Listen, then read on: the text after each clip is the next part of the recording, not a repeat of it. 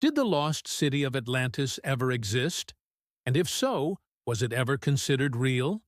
See, Atlantis is this legendary island nation that supposedly sank into the ocean, but it first appeared in Plato's writings around 360 BC, and he described it as being 80 miles long and 20 miles wide, surrounded by a wall that was 40 feet high.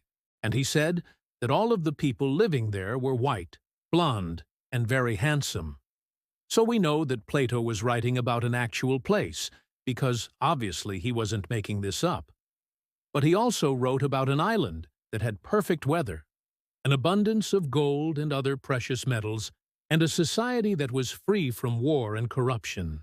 And this was all located in the Atlantic Ocean, which is like the most boring ocean on the planet.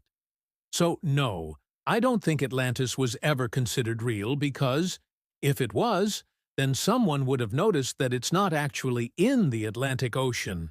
It's in the Mediterranean. Did the lost city of Atlantis ever actually exist? Well, it depends on what you mean by exist.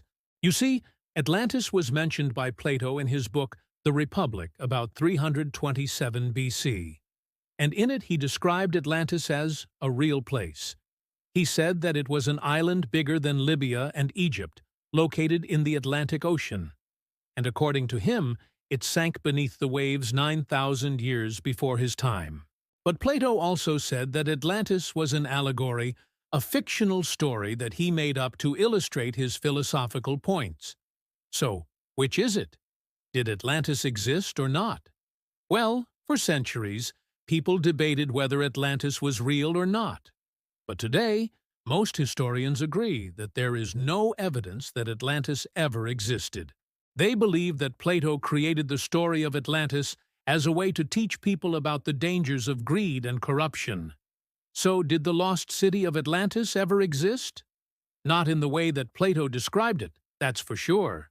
But the idea of Atlantis has captured the human imagination for centuries. And that's why we continue to search for it today.